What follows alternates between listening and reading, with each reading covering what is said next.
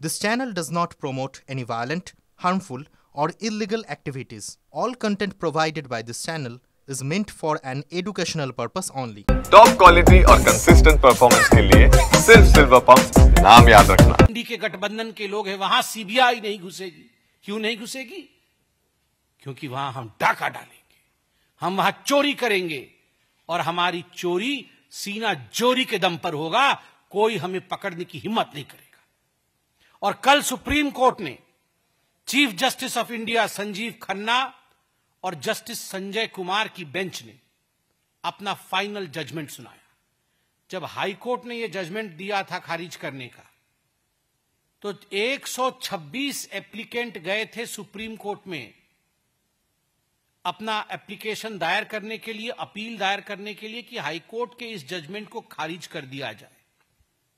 उसमें से एक एप्लीकेंट वेस्ट बंगाल की सरकार भी थी। सरकार ने कहा नहीं, हाईकोर्ट गलत बोल रही है, यह हाईकोर्ट हमारे एजुकेशन सिस्टम को ध्वंस करना चाहती है।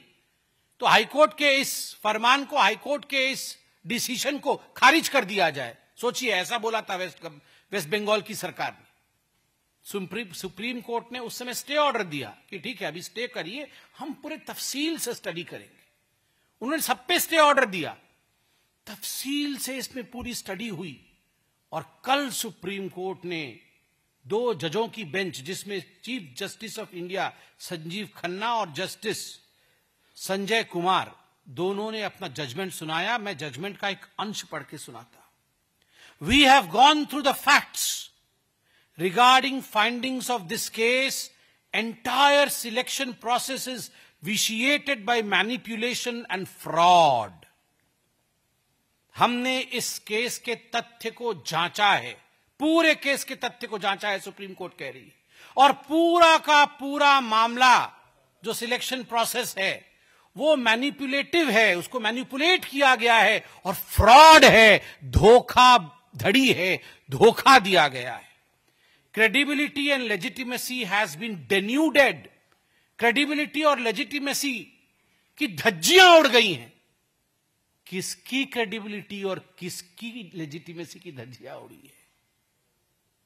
ममता बनर्जी की सरकार, वेस्ट बंगाल की सरकार और वेस्ट बंगाल की मुख्यमंत्री ममता बनर्जी की क्रेडिबिलिटी और उनकी लेजिटिमेसी की धज्जियां उड़ गई हैं।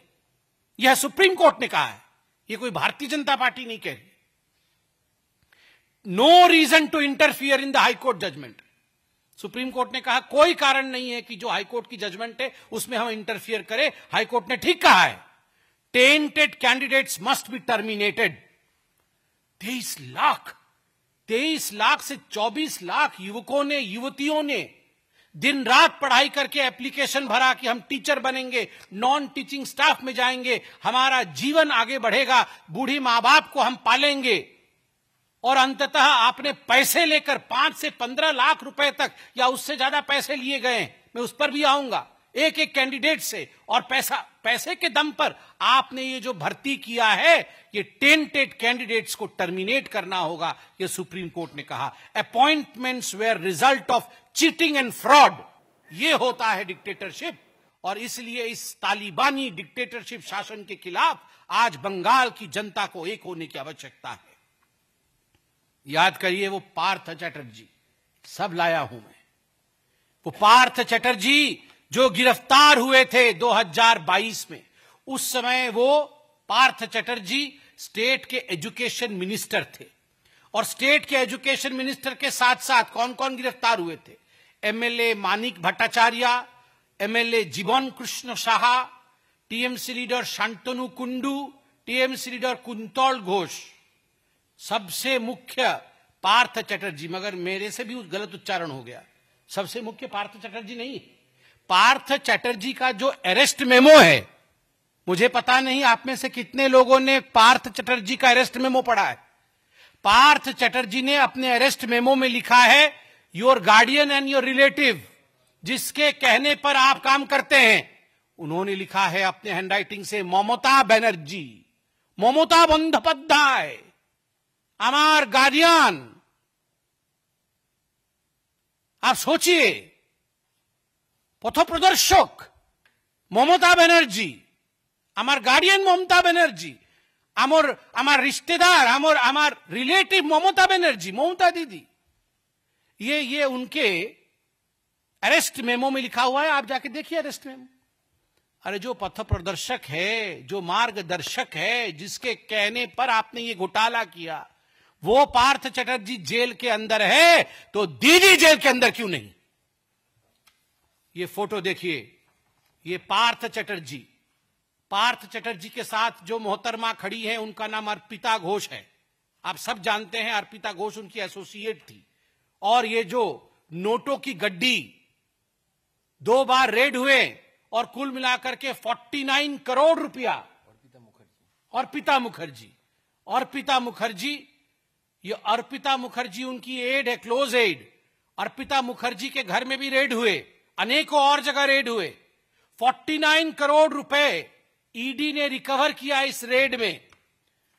आप अभी जो मैंने बताया अरेस्ट मेमो में क्लोज रिलेटिव एंड मार्गदर्शक, देखिए ये चिन्ह दोनों मार्गदर्शक से मार्गदर्शन ले रहे हैं। आप देखिए फोटो अच्छे से देखिए, इसको छापिए भी। ये देखिए क्या करना होगा, पूछ रही हैं दीदी से पार्थ जी पूछ रहे हैं, दीदी बोल रही है सब घोटाला करो, ये पैसा टीएमसी में जमा करो। यही बात हो रहा है। यहां देखिए, ये देखिए वही चल रहा है दोनों के बीच खुसुर फुसुर। किस प्रकार करोड़ों रुपए हथियाया जाए, ये दोनों देखिए जरा, गार्डियन एंड क्लोज रिलेटिव दोनों की फोटो। और ये देखिए जनता की गाढ़ी कमाई और जनता की गाढ़ी कमाई के क्या यहां हश्र किया गया है। अरे ऐसे तो हमारे घर में झाड़ू मारेंगे तो गंदा कागज भी इतना नहीं निकलेगा। मतलब अभी गंदा कागज भी इतना नहीं निकलने वाला है। और हम लोग सब पॉलिटिकल लोग हैं, हमारे घर कई अखबार आते हैं, हम अखबार का ढेर भी लगा देना 1 महीना का तो भी इतना नहीं लगेगा। और ये सब 2-2 हजार रुपए के नोट है। आप देखिए जरा, 49 करोड़ और न जाने कितने कितने कहां छुपा रखे होंगे, इलेक्शन में बांट दिए होंगे। और ये किसकी खून पसीने की कमाई है? ये वो जो 24 लाख एप्लीकेंट आए थे, उन 24 लाख एप्लीकेंट की खून पसीने की कमाई है, खून पसीने की कमाई। मुझे अब सिर्फ इतना कहना है कि Mamata Banerjee has no right to stay in power now. Mamata Banerjee को कुर्सी छोड़ना होगा, ममता बनर्जी को रेजिग्नेशन देना ही होगा। वो ह्यूमैनिटेरियज्म की बात करती है, मानविकता की बात करती है, मां माटी मानुष की बात करती है। अगर उनमें इतना भी तनिक भर भी कहीं सेंस ऑफ रेस्पॉन्सिबिलिटी बाकी है तो तुरंत आज के आज ममता बनर्जी को रेजिग्नेशन दे देना चाहिए, नंबर 1। नंबर 2, स्पष्ट रूप से हम कहना चाहते हैं जिन लोगों को निकाला जाएगा उन लोगों को तनख्वाह देने का काम ममता बनर्जी की सरकार करे।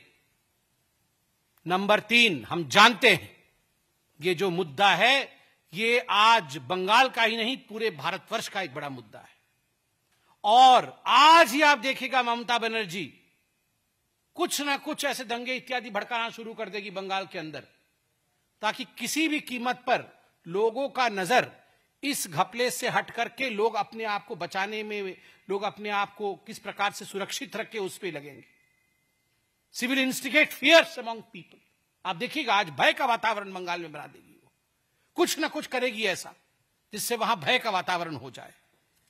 और मैं कहना चाहता हूं ममता जी से और टीएमसी से, कुर्सी खाली करो, कुर्सी खाली करो कि जनता आती है। चेयर खाली करो, जनगण आसछे, जनगण आसछे। ममता दी चेयर खाली करो, करते होबे, अन्य उपाय ना, करते होबे, चेयर खाली करते होबे।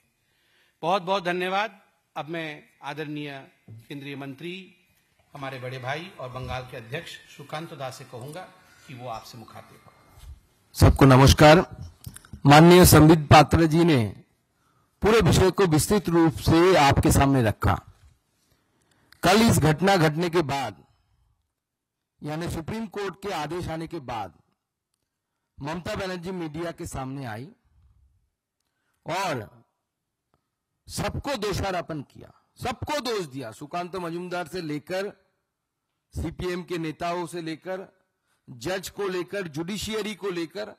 जैसे संबित पात्रा जी ने बताया कि क्वांटम ऑफ कोर्ट की हद तक, और वो भी एपेक्स कोर्ट ऑफ इंडिया, उसकी क्वांटम तक वो चले गई।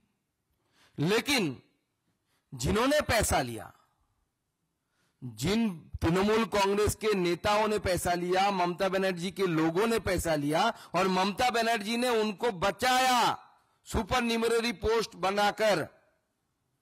कैबिनेट बैठी अलग से, यानी अगर स्कूलों में 1000 टीचर चाहिए तो जो लोगों को, टेंटेड लोगों को लिया गया, उनको बचाने के लिए 1000 से ऊपर 1500 पोस्ट क्रिएट किए गए, कैबिनेट बैठी थी।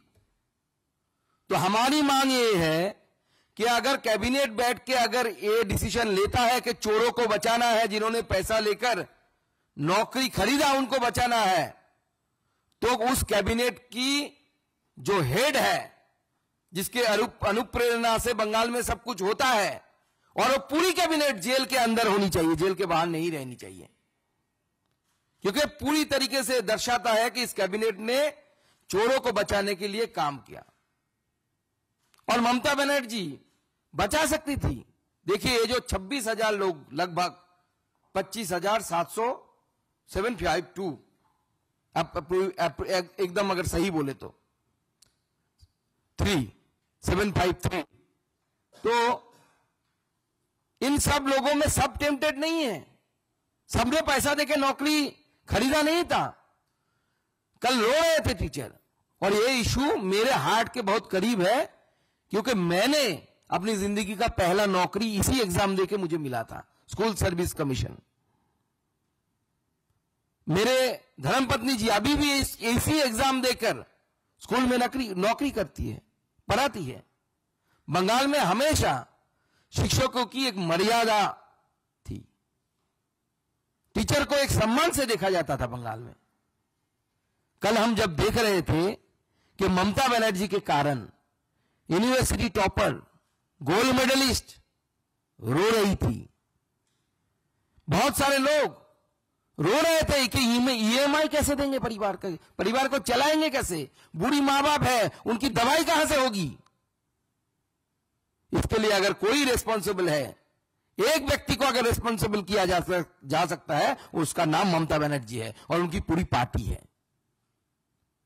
ये मैंने जो बताया कि लोअर कोर्ट ने, यानी हाई कोर्ट में सिंगल बेंच ने ये सजेशन दिया था कि आप दूध को अलग करो, पानी को अलग करो। यहां तक कि हाई कोर्ट ने यह भी बोला था कि लगभग 5,000 अराउंड जो दागी है, मतलब जिन्होंने पैसा देकर नौकरी खरीदा, बाकी लोग सही है एकदम, अपने परिश्रम से पढ़ाई करके उन्होंने ये नौकरी जुटाई थी, अपने पुरुषार्थ पर उनको नौकरी मिला था। लेकिन ममता बनर्जी के जो एडवाइजर थे, उन्होंने उनको एडवाइस दिया कि आप अगर बचना चाहती है तो, अगर तृणमूल कांग्रेस के नेताओं को जिन्होंने पैसा लिया हाथ फैलाकर, उनको बचाना चाहते हैं तो दूध और पानी को आप मिला दो। तो दूध और पानी जब मिल जाएगा, कोर्ट इसको डिफरेंशिएट नहीं कर पाएगी, अलग नहीं कर पाएगी, तो कोर्ट बोलेगा ठीक है, जो हो गया, उसको रहने दो। अब पासा उल्टा पर गया है। कोर्ट बोला है कि, हाई कोर्ट ने भी बोला था, डिवीजन बेंच ने भी उसी राय को बहाल रखा था, और आप भारतवर्ष के सुप्रीम कोर्ट जो चीफ जस्टिस के नेतृत्व में बना, 2 जजेस की जो राय आया है, जो वर्डिक्ट आया है, वो स्पष्ट कर देती है कि ममता बनर्जी ने जो चालाकी की थी, वो चालाकी कोर्ट के सामने पकड़ी गई। कोर्ट ने उल्टा बोला कि दूध और पानी अगर अलग नहीं किया जा सकता तो पूरा ही फेंक दो। लेकिन इस जो वर्डिक्ट आया है, इस वर्डिक्ट में हमारा सिर्फ इतना ही सवाल है कि लगभग 20,000 से ऊपर लोग जिन्होंने परिश्रम करके जिनको नौकरी मिला, उनका कोई दोष होने के बावजूद उनका नौकरी जा रहा है। लेकिन टीएमसी के जो लीडर जिन्होंने पैसा लिया, पैसा लेके नौकरी बेचा, मॉल बना दिया है ममता बनर्जी ने पश्चिम बंगाल में को। जो खरीदना है आपको, टीचर खरीदना है, नौकरी खरीदना है, सैंड लेके नदी से बेचना है, जो चाहे आप कर सकते हैं, सिर्फ पैसा देना है। शॉपिंग मॉल बना के रख दिया है ममता बनर्जी पश्चिम बंगाल को। इसलिए हम चाहते हैं कि सरकार, संविधान ने जो प्रपोजल दिया कि पार्टी के पैसे से पीएम रिलीफ फंड से सीएम रिलीफ फंड से जो योग्य है उनको पैसा देने की काम किया जाए सीएम रिलीफ फंड से और टीएमसी की पार्टी से, क्योंकि पैसा टीएमसी की पार्टी के पास गया है। और सिर्फ हम नहीं बोले, ऑडियो रिकॉर्डिंग है। आपको पता है कि ईडी एक दूसरा केस वहां पे चल रही है जिसमें कालीघाटेर काकू बोल के एक कैरेक्टर है, जीवन कृष्ण भद्रो, उनका एक ऑडियो आया है जिसमें उस ऑडियो में बोल रहा है वो व्यक्ति बांग्ला में कि पार्थो लोभी है, लोभी मतलब बहुत लालची है, उसको 25 करोड़ देते हैं, अभिषेक को 20 करोड़ देते हैं। जिस मानिक भट्टाचार्य का नाम इन्होंने लिया उस मानिक को इतना देते हैं, बंटवारा चल रहा है पैसे की, ऑडियो में है। हाँ, कौन अभिषेक है ये तो सब जानते हैं, ये कौन सा अभिषेक है। कभी वो बोले थे कि मेरे खिलाफ एक भी सबूत आ जाएगा या मेरे खिलाफ चोरी हो जाए, प्रमाणित हो जाएगी तो मैं फांसी के मंच में अपने आप को लटका दूंगा। अब उनको मंच नहीं मिल रहा है कि क्या नहीं मिल रहा है मालूम नहीं मुझे, लेकिन ये जो एक के बाद एक चोरी बंगाल में तृणमूल कांग्रेस के समय हुई है, इसका हद पार हो चुका है। ममता बनर्जी को अब जाना चाहिए। अगर खुद से उतरती है तो चेयर से तो सही है, नहीं तो जनता जनार्दन जाके कान पकड़ के चेयर से उतार देगी। वो समय आ रहा है। तो पहला डिमांड हमारा है सीएम रिलीफ फंड से या पार्टी से आप पैसा दो इनको। दूसरी मेरी एक सजेशन है ममता बनर्जी की सरकार को कि जो योग्य कैंडिडेट है लगभग 20,000 से ऊपर, इनको कोर्ट ने बोला कि आप 3 महीने बाद फिर एग्जाम दो, देके आपने आपको एलिजिबल साबित करो। अब एक टीचर 16 से पढ़ा रही है स्कूल में, आप जानते हैं एग्जाम जो होता है वो ग्रेजुएट या मास्टर डिग्री लेवल का होता है, जो सिलेक्शन का एग्जाम होता है, और स्कूल में पढ़ाना पड़ता है स्कूल स्टैंडर्ड के 11-12 स्टैंडर्ड या उसके नीचे वाला स्टैंडर्ड का। तो स्वाभाविक है सब्जेक्ट से सब डिटैच है। 16 साल से आज तक उतना तो ऑनर्स या बीए, बीएससी, एमएससी, एमए उस सब्जेक्ट से लोग डिटैच है। तो मेरा सजेशन है कि मैं अपने जिंदगी के 10 साल लगभग पढ़ाते आ रहा हूं, कॉलेज, स्कूल, यूनिवर्सिटी मिलाकर। मेरा एक सजेशन सरकार से है कि आप ये जो योग्य व्यक्ति है जब एसएससी में बैठेंगे, इन्होंने इतने साल पढ़ाया, 16 से 25 साल तक पढ़ाया, हर साल के लिए एसएससी के रूल में परिवर्तन करिए। हर साल के लिए उनको मार्क्स देनी चाहिए, क्योंकि एक्सपीरियंस का मार्क्स हर रिक्रूटमेंट में होता है। कोई बंदा कॉलेज सर्विस कमीशन में जाता है तो उन्होंने कितना कॉलेज में पढ़ाया, कितना साल, उसके लिए मार्क्स दिया जाता है। तो मेरा सजेशन एज ए टीचर मैं ये देना चाहता हूं सरकार को कि आप नियम में परिवर्तन करिए। इन सारे टीचरों को जो योग्य थे, जो टेंटेड है, जिन्होंने पैसा देके नौकरी मिला, उनके लिए नहीं, उनके साथ हमारी सहानुभूति है। लेकिन शिक्षा जैसे महत्वपूर्ण मामले में, और उस कौन सी शिक्षा, सरकारी शिक्षा, जहां पे आम आदमी के बच्चे जाते हैं, बच्चियां जाती है पढ़ने के लिए, उसके साथ कॉम्प्रोमाइज नहीं होनी चाहिए। और ममता बनर्जी ने कॉम्प्रोमाइज कराया है।